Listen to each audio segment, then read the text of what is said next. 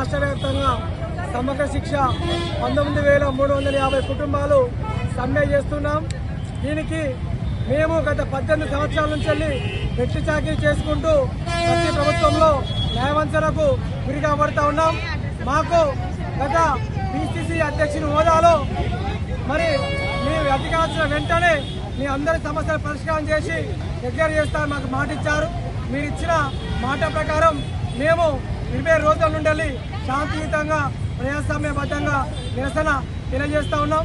దయచేసి ముఖ్యమంత్రి గారు ఇప్పటికైనా కూడా మా సమస్యలను వెంటనే మీరు స్పందించాలని మా శాఖ మీ దగ్గర ఉంది, విద్యాశాఖ కనుక మీరు వెంటనే మా యొక్క తక్షణం డిమాండ్ అయినటువంటి డిక్లరేట్ చేసి మా అందరి కోరిక నెరవేర్చాలని మేము డిమాండ్ చేస్తా ఉన్నాం. మా యొక్క కోరిక ఇంకేమిటంటే రిటైర్మెంట్ అయినా కూడా మా ఏ ఒక్కరికి కూడా నయా పైసా ప్రభుత్వం నుంచి రావట్లేదు. 20 లక్షల బెనిఫిట్ మేము కోరుతా ఉన్నాం.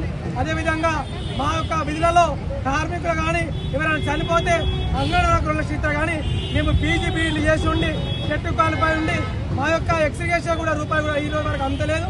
దయచేసి ఎక్స్గ్రేషన్ కూడా 20 లక్షల రూపాయలుగా మేము డిమాండ్ చేస్తూ ఉన్నాం.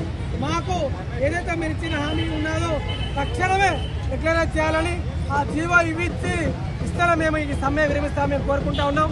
రెండవది, మేము ఇన్ని రోజులుగా మేము చేస్తున్న సమ్మెకు మీరు కనుక స్పందించకపోతే రాబోయే రోజులలో మేము హైదరాబాద్ దిగ్బంధనం చేసి మేమందరం కూడా 19,350 కుటుంబాలు ఆమరణ నిరాహార దీక్ష కూడా మేము వెనుకడానికి మేము తీసుకుంటాము. దయచేసి మీరు ఇప్పటికైనా తక్షణమే స్పందించి మా యొక్క సమ్మెను నివారింపజేయాలని మేము కోరుతా ఉన్నాం.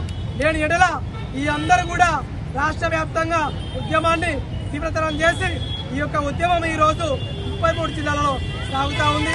దయచేసి వెంటనే ముఖ్యమంత్రి గారు ఈ సమ్మె నివారణలో జోక్యం చేసుకోవాలని మా సమగ్ర శిక్ష ఏకశిల పార్క్ వేదికగా వరంగల్ హన్మకొండ సమగ్ర శిక్ష ఉద్యోగుల తరఫున డిమాండ్ చేస్తా ఉన్నాం. కుమారస్వామి, వరంగల్ జిల్లా కార్యదర్శి, జేఏసీ.